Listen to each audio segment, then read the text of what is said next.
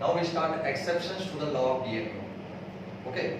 As per law of DMU, whenever we consume more and more units of same commodity, utility derived from successive commodity diminishes. Okay. But some people argued that following are the exceptions to the law of DMU. Okay. कौन कौन सा exceptions argument में मैं ले रहा हूँ? Hobby is an exception. Some people argued that miser is an exception. Drunkards is an exception. Music, power, and money. What is the smart code for all these 6 points? Okay.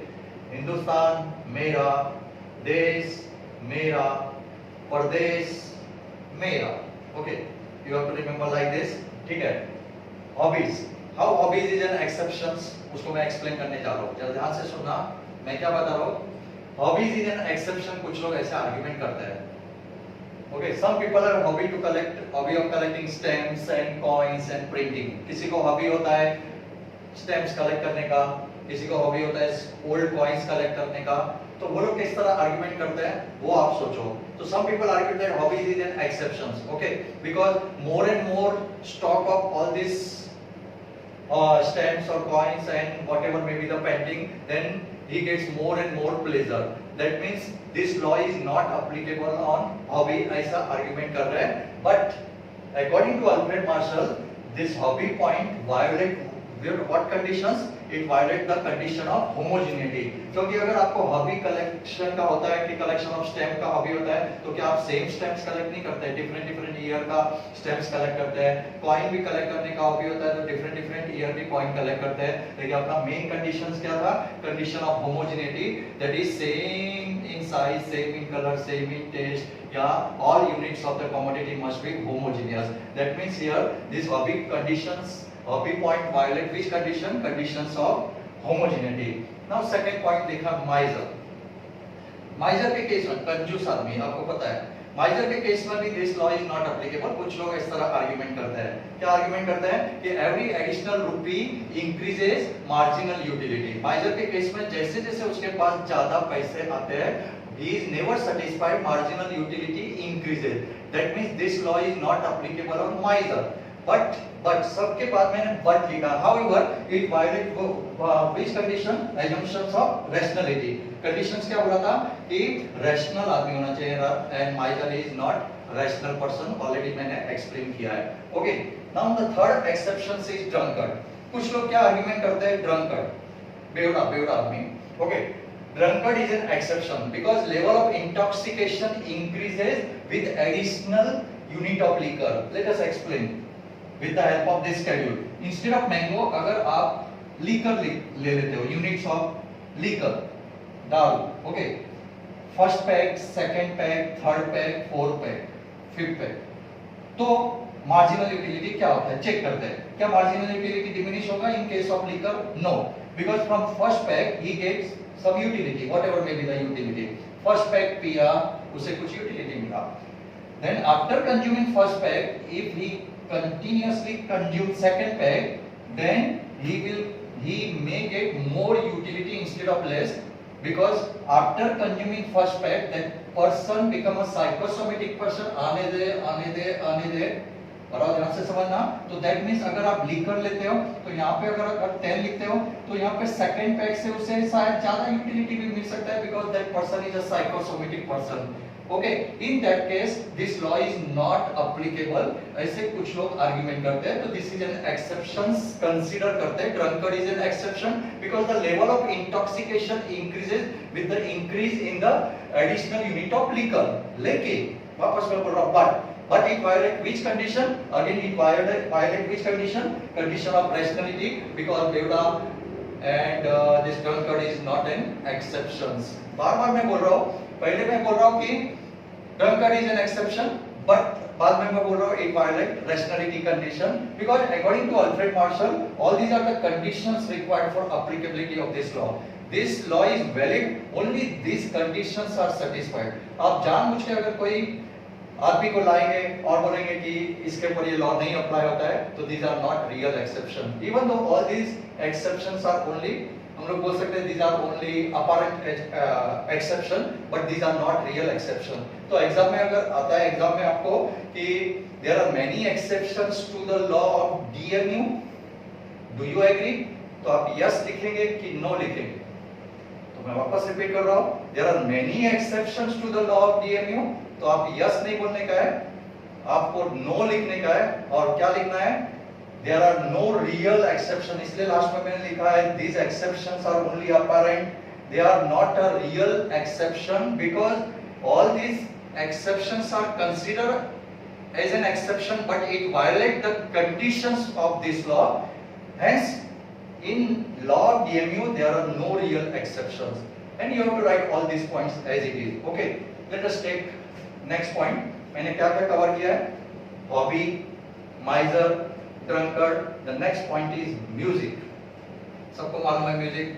कुछ लोगों को, क्या बहुत सारे लोगों को म्यूजिक सुनने का बहुत शौक होता है। तो कुछ लोग ऐसे आर्गुमेंट करते हैं कि repeated hearing of music gives me more and more satisfaction, hence on music also this law is not applicable and this is an exception to the law of DMU. लेकिन फिर से मैं बोलूंगा however it violate which condition? homogeneity condition। बार बार मैं बोल रहा हूँ ये conditions अगर violate होगा तो उसको real exception बोल ही नहीं सकते हैं। अगर जैसे अगर आपने नोटिस किया होगा, अगर मेरे एवरी लेक्चर से आपको यूटिलिटी मिलता है तो यूटिलिटी इंक्रीज होता है कि डिक्रीज होता है? तो in my case utility increase होता है, बिकॉज मैं होमोजेनियस यूनिट ट्रांसफर नहीं कर रहा हूं, मैं एवरी लेक्चर डिफरेंट कॉन्सेप्ट पे डिस्कस कर रहा हूं इसके लिए। लेकिन अगर आप होमोजेनियस लेक्चर बार बार सेम यूनिट को आप लिसन करेंगे, सुनेंगे और सेम लेक्चर अटेंड करेंगे तो यूटिलिटी डिमिनिश होगा। तो condition of homogeneity is applicable, then this law is applicable. But in case of music, क्या आप सेम सॉन्ग सुनते हैं? क्या सेम म्यूजिक फुल डे सुनते हैं? नहीं, different song. In that case your utility increases regarding music. That's why some people argue that music is an exception, but in reality music is not a real exception because it violates which condition?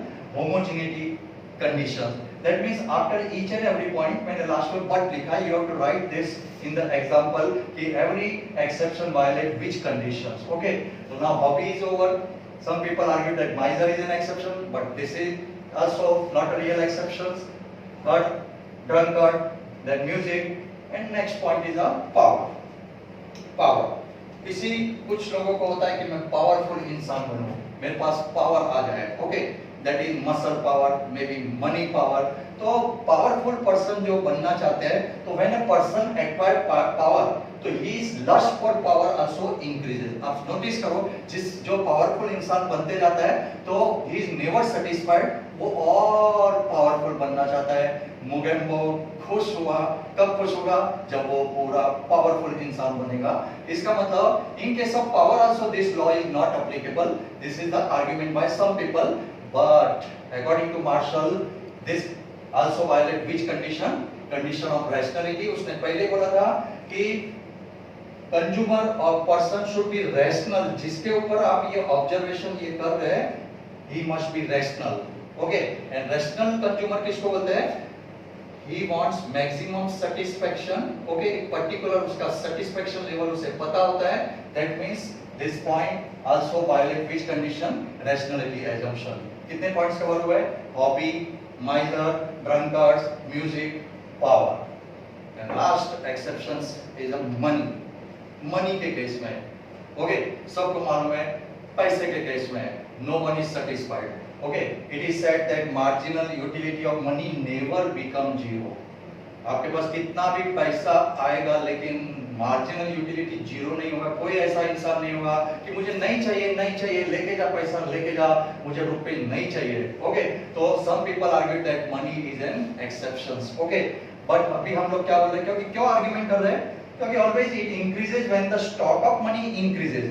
तो marginal utility increases with the stock of money increases. तो मैं यहाँ पे क्या बोल रहा हूँ? Marginal utility always diminishes with the every increase in the stock of commodity. Okay, that's why money is considered as an exception. But अभी इसमें क्या है? ये डिफरेंस ऑफ ओपिनियन हम बोल सकते हैं कि however according to some economist this law is applicable to money also. कुछ लोग बोलते हैं this law is applicable to money also. अगर आप ध्यान से सुनेंगे कि utility of poor person is more होता है या लेस, तो आप जरा ध्यान से सुनो मैं क्या बोल रहा हूँ। कोई अगर पुअर इंसान है, गरीब आदमी है, उसके लिए मनी का इंपॉर्टेंस ज्यादा है कि कम है, तो आप क्या बोलेंगे, पुअर पीपल। ओके, उसके लिए मार्जिनल यूटिलिटी ऑफ मनी मोर है। ओके, लेकिन रिच पीपल के लिए मार्जिनल यूटिलिटी ऑफ मनी मोर है कि लेस, तो आप बोलेंगे लेस। जरा ध्यान से सुनो। ओके, सपोज 5000 रुपीज है और किसी गरीब आदमी के पास से लॉस्ट हो गया, ओके, तो उसको बहुत टेंशन आएगा क्योंकि उसके लिए उस 5000 रुपीज का इंपॉर्टेंस ज्यादा था। तो that means marginal utility of money for poor people is more. But same 5000 rupees अगर मुकेश अंबानी के पास से लॉस्ट हो जाए तो उसके लिए उसका उसी 5000 का यूटिलिटी उतना ज्यादा नहीं है जितना कि उस इंसान के लिए था। तो marginal utility of rich people is less. तो इसके लिए मैंने यहाँ पे क्या लिखा है, however according to some economists this law is applicable to money also because marginal utility of money is more for poor। तो स्टार्टिंग में मोर आ रहा है, जैसे इधर आ रहा है मोर, अब बाद में लेस आ रहा है, तो मनी के लिए भी this law is applicable। These are the difference of opinion you have to write in the exam। okay, लेकिन लास्ट में मैंने क्या लिखा है, all these exceptions are only apparent because they are not a real exception because only they violate the conditions। condition means assumption। तो यहाँ पे हम लोग ने बोला it is argued that, it is argued that, it is argued that, it is argued that, but all these points violate the given condition, hence these are not real exception। इसके लिए exam में बार-बार मैं repeat कर रहा हूँ, exam में आएगा there are many exceptions to the law of diminishing marginal utility। तो आप yes नहीं लिखेंगे, no लिखेंगे स्टार्टिंग में, no there are not a real exceptions। okay, even though some people argued that following are the exceptions, but you have to write all these exceptions, but these are not real exceptions and this law is universally applicable।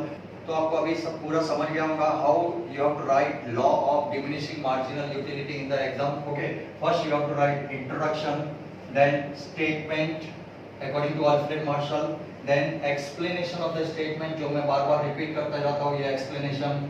Whenever we consume more and more units of the same commodity, the marginal utility derived from successive commodity always diminishes, and that is better explained with the help of schedule and diagram। You have to draw diagram also in the exam paper। okay, then explanation of schedule and diagram, just ये diagram में जो दिख रहा है और schedule में दिख रहा है वो आपको लिखना है।